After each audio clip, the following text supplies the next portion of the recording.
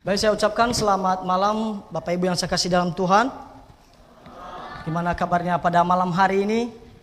Baik, tentu kita sangat mengucap syukur pada malam hari ini, di mana pada malam hari ini kita bisa berkumpul bersama. Ini semua atas penyertaan Tuhan atas kehidupan kita. Dan sebelum saya khotbah, saya mau berterima kasih kepada ketiga gembala Grafe yang telah memberikan kepercayaan kepada saya untuk menyampaikan kebenaran firman Tuhan kepada kita pada malam hari ini. Karena pada malam hari ini kali pertama saya untuk menyampaikan firman Tuhan. Dan saya ucapkan juga selamat malam kepada penonton yang sedang menonton live kami pada malam hari ini. Sekiranya pada malam hari ini Tuhan selalu berkati, Tuhan selalu sertai, sehingga pendengaran firman Tuhan pada malam hari ini bisa menjadi kekuatan baru dalam hidup kita. Baik, langsung saja saya mengajak jemaat Grafe untuk membuka Alkitabnya yang terambil dari Roma pasal 1 ayatnya yang ke-18 sampai ayatnya yang ke-25. Roma pasal 1 ayatnya yang ke-12 sampai ayatnya yang ke-18 sampai ayatnya ke-25. Jika sudah menemukannya, kita akan bacakannya secara silih berganti. Saya akan ayatnya yang ke-18, Bapak Ibu ayatnya yang ke-19 sampai ayatnya yang ke-25. Baik, LAI memberi judul Hukuman Allah atas kefasikan dan kelaliman manusia. 18, sebab murka Allah nyata dari sorga atas segala kefasikan dan kelaliman manusia yang menindas kebenaran dengan kelaliman.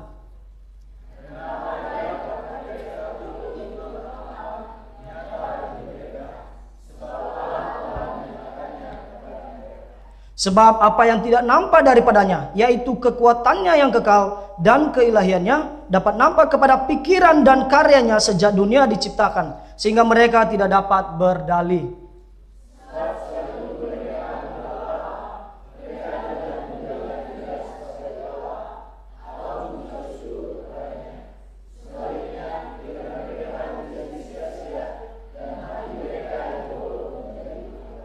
Ayat 22, mereka berbuat seolah-olah mereka penuh hikmat, tetapi mereka telah menjadi bodoh.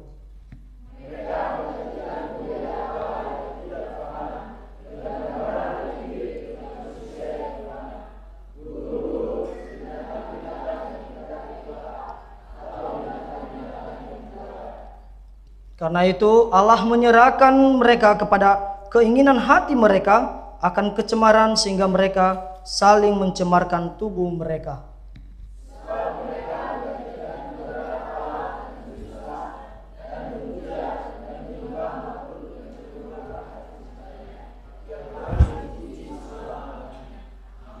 Amin. Baik, mari kita bersatu hati dalam doa. Bapa di surga, kami sangat mengucap syukur pada malam hari ini, di mana Tuhan menyertai kami sejak tadi pagi, siang, sampai pada malam hari ini Tuhan. Itu semua bukan karena kuat dan hebatnya kami, melainkan kasih karunia Tuhan. Dan kami juga berdoa untuk saudara-saudara kami yang merayakan tahun baru Imlek pada hari ini Tuhan. Sekiranya Tuhan tambah-tambahkan hikmat selalu, sehingga mereka makin takut akan Engkau Tuhan. Dan kami juga berdoa bagi kami yang berkumpul bersama pada malam hari ini. Sebelum kami menaikkan pokok doa kami ingin mendengarkan kebenaran firman-Mu Tuhan. Tuhan, waktu selanjutnya kami serahkan ke dalam tangan-Mu. Amin.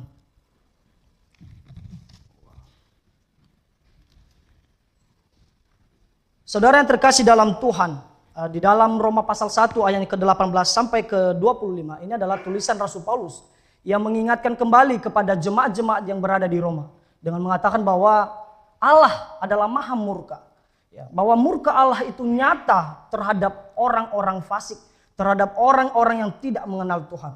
Untuk itu saudara yang saya kasih dalam Tuhan, makanya Rasul Paulus menegaskan kembali. Karena kenapa?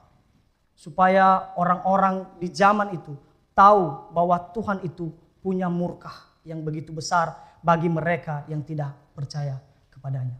Saudara, kasih Tuhan sangat besar di dalam kehidupan manusia.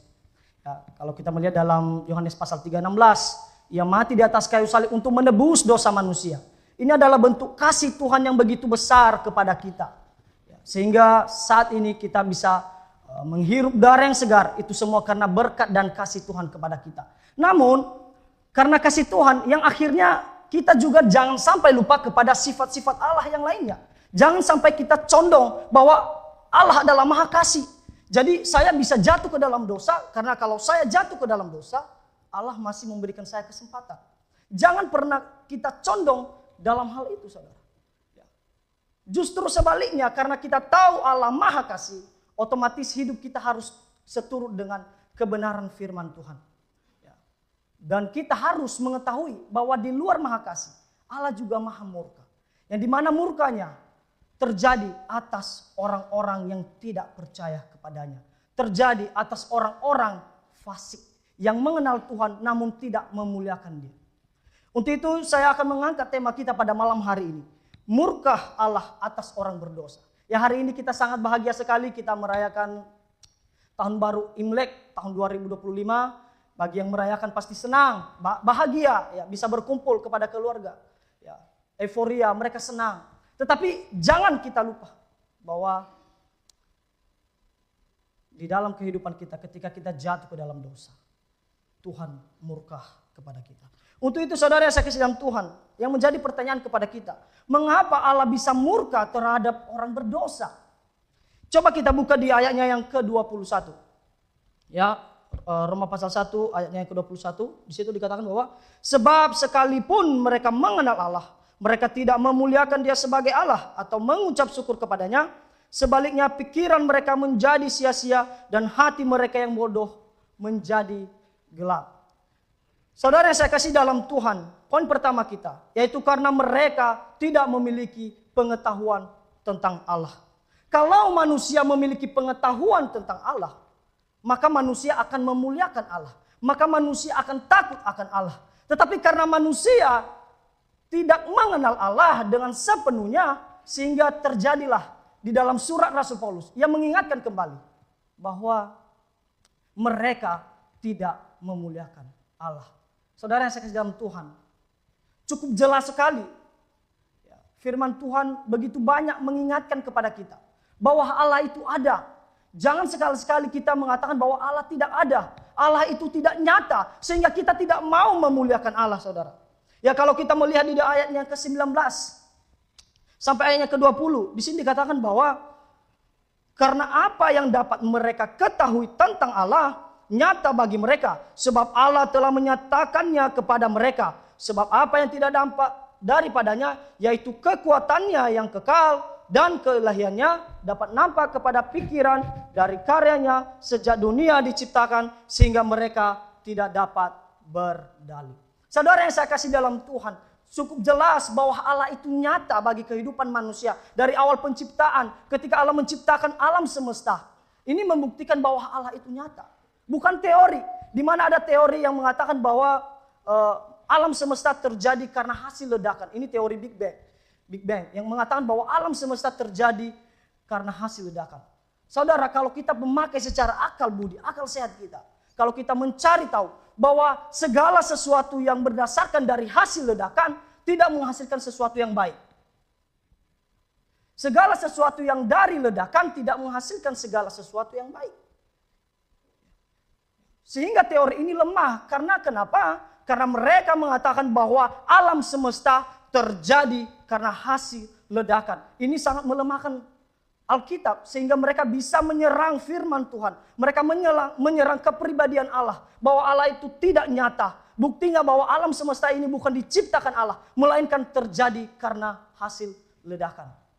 Saudara, apalagi bukti bahwa Allah itu nyata? Ya. Karena di dalam ayatnya yang ke-20, di sini dikatakan bahwa sebab apa yang tidak nampak daripadanya, yaitu kekuatannya yang kekal, keilahiannya, dan dapat nampak kepada pikiran dari karyanya sejak dunia diciptakan, sehingga mereka tidak dapat berdalih. Saudara yang saya kasih dalam Tuhan, ketika Allah menciptakan manusia, Allah berikan 3 keistimewaan kepada manusia. Hati nurani, akal budi, dan pikiran. Ya. Melalui pikiran manusia, Allah berikan lagi pewahyuan umum. Supaya manusia bisa mengetahui segala ciptaan Allah. Supaya manusia bisa mengetahui keberadaan Allah lewat perjalanan sejarah bangsa Israel. Saudara yang saya kasih dalam Tuhan, bangsa Israel ketika mereka diperbudak di Mesir, Allah tidak tinggal diam kepada bangsa itu. Namun Allah menyertai bangsa itu ketika mereka berjalan di padang gurun. Saudara, apa yang terjadi? Allah menyertai mereka ketika bangsa Israel keluar dari tanah Mesir, mereka berjalan dalam teriknya matahari. Allah menyertai dengan tiang awan supaya bangsa Israel tidak kepanasan. Dan ketika bangsa Israel berjalan pada malam hari, Allah menyertai dengan tiang api supaya bangsa Israel bisa melihat arah langkah mereka, supaya bangsa Israel tidak terantuk pada malam hari. Dan ketika bangsa Israel kelaparan, Allah berikan mereka makanan dari surga, yaitu manna. Ini sudah begitu jelas ya bagi kita mempelajari bahwa keberadaan Allah itu nyata. Ya, sehingga manusia tidak dapat berdalih dengan berkata bahwa Allah tidak ada. Pengetahuan saya tentang Allah tidak cukup begitu jelas. Kita tidak boleh maksudnya memiliki alasan seperti itu. Karena firman Tuhan sudah begitu jelas menyatakan melalui sejarah perjalanan bangsa Israel hingga sampai kepada kita pada malam hari ini. Kita bisa belajar bahwa Allah itu nyata dan Allah itu bisa murka kepada orang-orang yang tidak memuliakan namanya. Kepada orang-orang yang pura-pura tidak tahu tentang Allah. Allah bisa murka. Saudara yang saya kasih dalam Tuhan, berhati-hati dengan hal ini. Karena Tuhan bukanlah Tuhan yang seperti yang kita lihat. Yang dimana, Tuhan mereka seperti patung misalnya saudara. Tetapi Tuhan memiliki hati nurani, pikiran. Ia bisa tahu ketika manusia jatuh ke dalam dosa, ia akan hukum. Dan hukuman Tuhan bukan hanya ya sebatas itu saja. Ya maksudnya ketika Tuhan menghukum manusia mungkin disuruh untuk hormat, tidak. Manusia disuruh untuk keliling lapangan, tidak. Tetapi hukuman Tuhan nyata bagi mereka ketika mereka tidak percaya Tuhan. Ketika mereka melalaikan kebenaran firman Tuhan yang telah diberitakan kepada mereka. Sehingga saya ulang lagi di ayat yang ke-20 mengatakan bahwa sehingga mereka tidak ada alasan lagi untuk berdalih, untuk mengatakan bahwa Allah tidak ada, Allah tidak nyata dalam kehidupan kami. Ya, saudara yang saya kasih dalam Tuhan, kita masuk ke poin kedua kita. Ya, karena manusia berdosa tidak ingin mencari Allah, maka mereka memiliki standar sendiri, memiliki kesimpulan akhir. Mereka hanya percaya kepada diri mereka sendiri. Poin kedua, yaitu merasa diri benar. Coba kita buka di dalam Roma pasal 1 ayat 22. Ya, ayat 22. Mereka berbuat seolah-olah mereka penuh hikmat, tetapi mereka telah menjadi bodoh. Saudara yang saya kasih dalam Tuhan, poin kedua kita, merasa diri benar. Kalau manusia sudah tahu bahwa Allah itu ada, sebenarnya tinggal mengikuti saja, saudara. Tetapi apa yang terjadi? Mereka mengikuti isi hati mereka. Mereka tidak mengikuti firman Tuhan. Sehingga timbul di dalam hati mereka merasa diri paling benar. Tidak memerlukan lagi bantuan dari orang lain. Bahkan keselamatan dari Yesus Kristus, mereka tidak membutuhkan hal itu lagi. Ya, dan saudara yang saya kasih dalam Tuhan, ya, merasa diri benar ini bukan hanya berlaku di zaman ini. Bahkan di masa Kain dan Habel, di mana Kain dan Habel telah diberitahu oleh ayahnya ya, kepada mereka bahwa ketika engkau mau mengaku dosa kepada Tuhan, engkau tinggal menyembelih domba di atas mezbah. Namun apa yang terjadi? Kain lebih memilih untuk mengikuti isi hatinya. Ia lebih memilih mempersembahkan hasil tanaman yang ia peroleh. Sehingga Tuhan tidak mengindahkan hal itu. Karena ia menyembah Tuhan dengan keinginan hatinya sendiri tanpa disertai oleh Tuhan. Ini terjadi karena ia merasa diri paling benar. Tidak mau menerima nasihat dari orang lain, saudara. Dan sehingga banyak dalam Alkitab timbul nabi-nabi palsu. Ya, ketika mereka memberitakan Injil, ya mereka berkata bahwa Tuhan, bukankah kami bernubuat demi namamu? Bukankah kami melakukan segala sesuatu demi namamu? Tapi apa kata Tuhan kepada mereka? Aku tidak mengenal engkau. Enyalah engkau di hadapanku, wahai si pembuat dusta. Artinya Bapak Ibu yang saya kasih dalam Tuhan, saudara tidak mengindahkan hal ini. Tuhan tidak mengindahkan hal ini. Tuhan tidak menginginkan bahwa manusia ketika mereka berjalan sendiri, mengandalkan diri mereka. Tuhan tidak indahkan hal ini. Tuhan hanya mau bahwa manusia harus bersandar kepada Tuhan. Mengikuti setiap perintah Tuhan.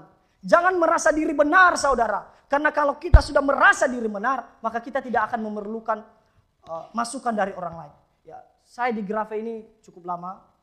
Dan saya mengimani betul bagaimana doktrin keselamatan, doktrin Alkitab dan doktrin gereja di Grave. Ya walaupun Grave berani berkata bahwa pengajaran ia pegang saat ini adalah pengajaran yang benar, tidak dapat dikalahkan orang lain. Ya, saya percaya hal itu. Karena kenapa? Karena segala doktrin yang sudah diajarkan kepada saya sudah diuji oleh ketiga dokter kita. Ya, makanya dalam 1 Tesalonika mengatakan bahwa ujilah segala sesuatu dan peganglah yang benar. Kalau kita sudah menguji dari doktrinal-doktrinal yang kita peroleh, maka kita berani berkata bahwa pengajaran yang saya pegang benar. Tetapi kalau kita tidak berani menguji segala sesuatu apa yang kita peroleh, kita langsung mengatakan bahwa saya benar. Saya tidak membutuhkan lagi orang-orang untuk menyampaikan kepada saya. Maka di dalam Amsal mengatakan bahwa ada jalan disangka orang lurus, tetapi ujung-ujungnya menuju maut. Ada jalan yang menyangka bahwa dirinya orang benar, bahwa pengajaran yang pegang benar, tetapi ujung-ujungnya salah di hadapan Tuhan. Tuhan tidak mengindahkan hal itu, saudara. Untuk itu berhati-hati. Ya, berhati-hati. Jangan meninggikan diri. Ini termasuk dosa kesombongan di hadapan Tuhan. Kalau kita meninggikan diri, maka kita tidak akan mempedulikan orang lain. Kita tidak akan menerima masukan dari orang lain. Sehingga kita bisa hidup dalam kesalahan. Kita udah hidup dalam kesalahan tapi tidak mau menerima masukan dari orang lain. Ini sangat berbahaya sekali, saudara. Ini sangat berbahaya. Ya, perlu namanya kita mencari Tuhan, rendah hati di hadapan Tuhan. Ya, seperti di ayat ini bahwa sebab sekalipun mereka mengenal Allah, mereka tidak memulia. Di ayat yang kedua 22 mereka berbuat seolah-olah mereka penuh hikmat. Ya, penuh hikmat, tetapi mereka telah menjadi bodoh. Ya, mereka melakukan segala sesuatu tanpa tindakan dari Tuhan. Ya, sehingga Tuhan mengatakan mereka telah menjadi bodoh. Atas apa? Atas diri mereka yang terlalu meninggikan diri mereka. Sehingga masukan dari segala sesuatu mereka tidak terima lagi, saudara. Untuk itu kita kembali ke poin ketiga kita. Ya. Coba kita baca di ayatnya yang ke 23. Mereka menggantikan kemuliaan Allah yang tidak fana dengan gambaran yang mirip dengan manusia yang fana, burung-burung, binatang-binatang yang berkaki empat, atau binatang-binatang yang menjalar. Saudara-saudari yang saya kasihi dalam Tuhan, poin kedua tadi merasa diri paling benar. Sehingga karena manusia sudah merasa diri paling benar, maka kita beralih ke poin ketiga. Yaitu mereka membuat Tuhan mereka dengan menyerupai berhala. Mereka melenceng dari firman Tuhan dengan menyerupai Allah mereka yang dari berhala, saudara. Poin ketiga, mereka membuat Tuhan mereka dengan menyerupai berhala. Saudara yang saya kasih dalam Tuhan, bangsa Israel ketika mereka keluar dari tanah Mesir, mereka sampai ke Gunung Sinai. Ketika Musa ketemu Tuhan di Gunung Sinai, apa yang terjadi? Mereka menyuruh Harun untuk mengumpulkan segala emas yang mereka peroleh. Dan mereka membuat lembu emas. Ya, mereka membuat patung lembu emas dan mereka menyembah-nyembah patung tersebut, saudara. Ini adalah dosa yang bagi Tuhan, yang Tuhan tidak indahkan hal ini. Karena mereka melanggar hukum Allah. Kalau kita melihat di dalam Keluaran, coba kita buka dalam Keluaran.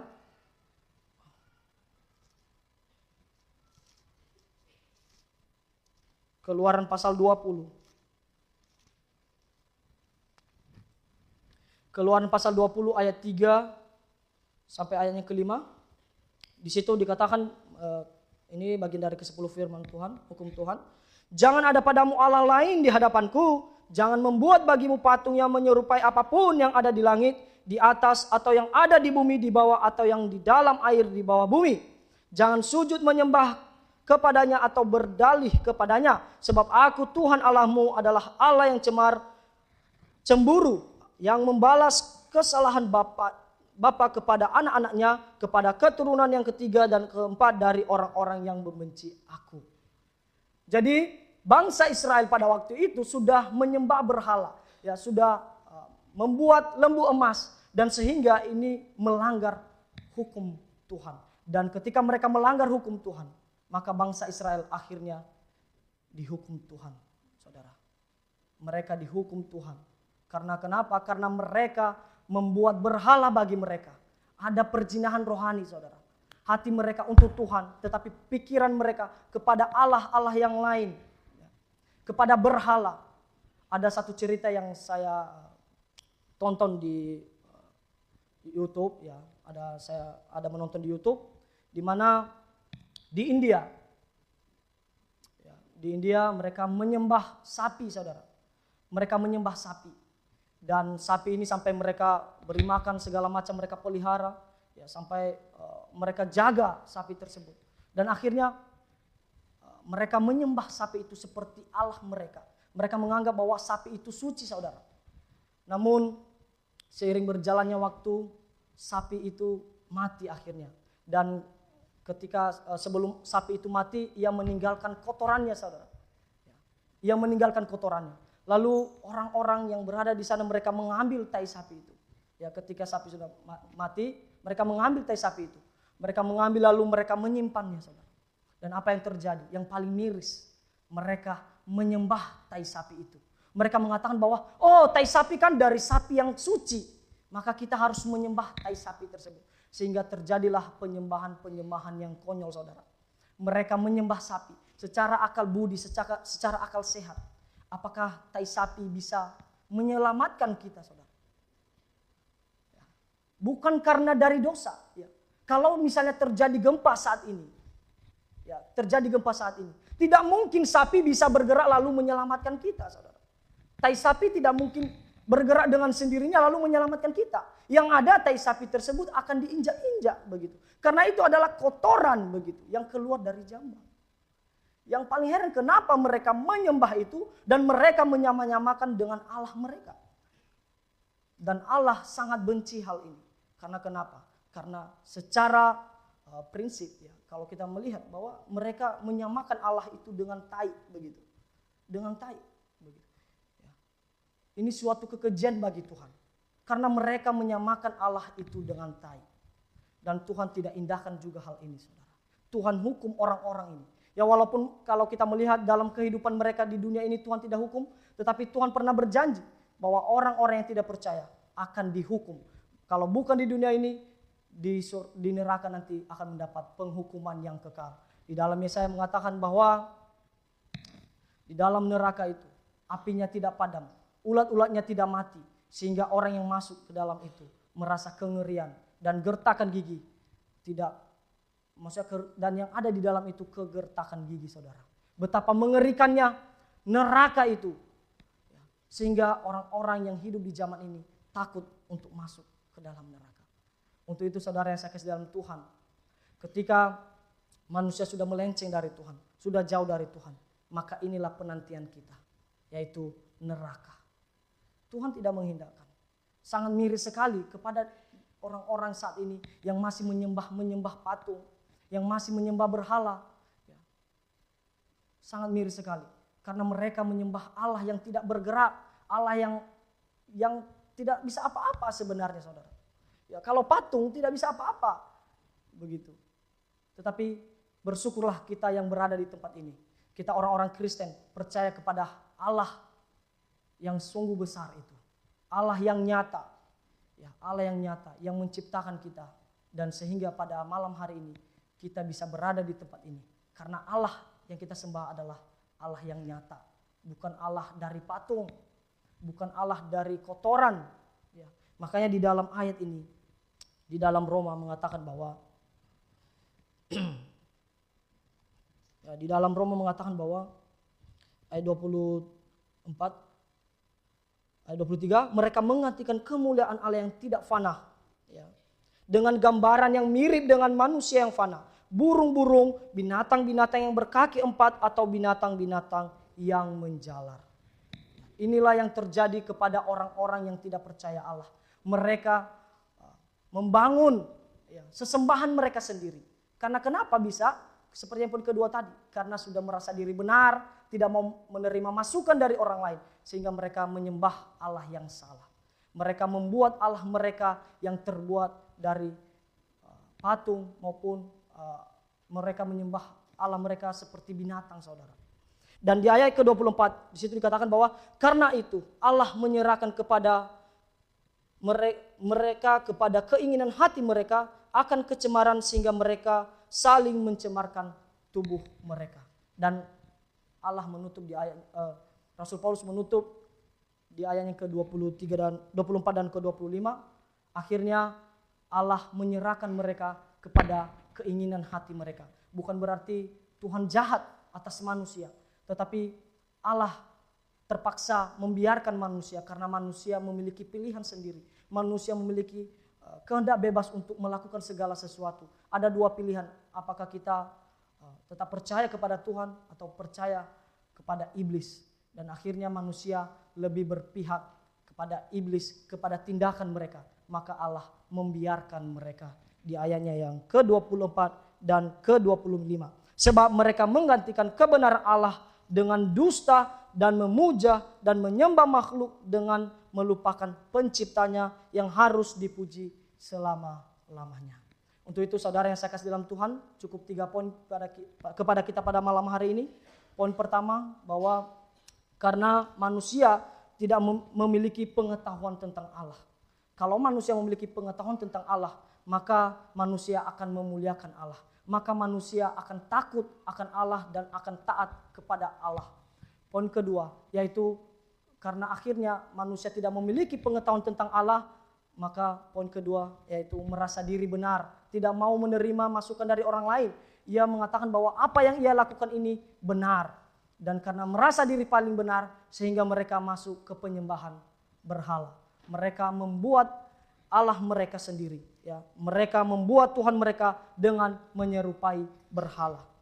Roma pasal 1 ayatnya yang ke-23, 24, dan 25. Bapak Ibu yang saya kasih dalam Tuhan, untuk itu kepada kita pada malam hari ini, tetaplah kita berpegang teguh kepada firman Tuhan. Ya, tetap belajar firman Tuhan, supaya kita dapat mengetahui apa maksud Tuhan di balik kisah-kisah kehidupan bangsa Israel, bahkan di balik kisah-kisah para rasul, dan di balik kisah-kisah yang telah dicantumkan di dalam Alkitab kepada kita pada malam hari ini. Tetap berpegang teguh, tetap belajar firman Tuhan, supaya kita tidak salah menyembah. Apakah yang kita sembah Allah yang benar atau Allah yang salah? Apakah Allah yang kita sembah adalah Allah yang tidak dapat bergerak, atau Allah yang dapat bergerak dan bisa melakukan segala sesuatu? Untuk itu sampai di sini saja khotbah saya ucapkan selamat malam. Baik, mari kita bersatu hati dalam doa.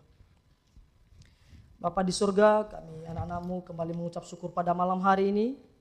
Kami telah berkumpul bersama mendengarkan kebenaran firman-Mu Tuhan. Dan sekiranya firman-Mu yang telah kami dengar, ya, kami bisa menyimpan dengan baik dalam hati kami Tuhan. Kami bisa mengetahui bagaimana cara menyembah Allah yang benar, supaya kami tahu bahwa Allah itu murka terhadap orang-orang fasik, dan sehingga kami tidak menjadi salah satu dari orang-orang fasik tersebut Tuhan.